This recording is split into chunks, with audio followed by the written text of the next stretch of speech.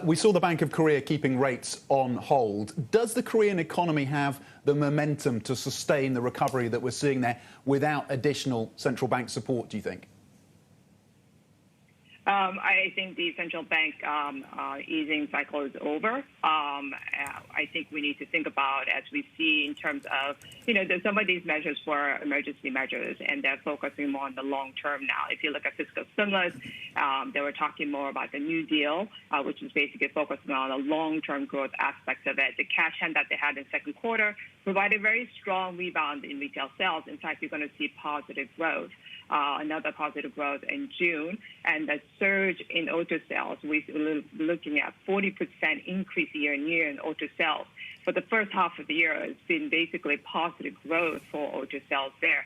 And that's supporting retail sales, along with appliances, furniture, and that's basically, going to see second quarter better than expected. I mean, we are expecting a contraction in Q&Q. That's only because of the export growth, but that also should improve in the third quarter, in which you see positive growth momentum as far as Q&Q growth is concerned, starting from the third quarter and maintaining that at the same time. So I think as the prices increase in housing market, for example, inflation becomes an issue, not just in Korea, but also China.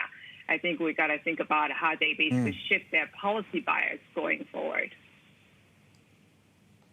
So, Juliana, that takes us into my next question here. Next year, rate hikes. Who might hike rates and why? I think China will be one of the first ones. If you look at, as you said earlier, China was first in, first out. We've seen recovery, and they need to sort of balance this. And as asset prices rise, I think it's very obviously politically sensitive issue, both in some of these places like China and Korea.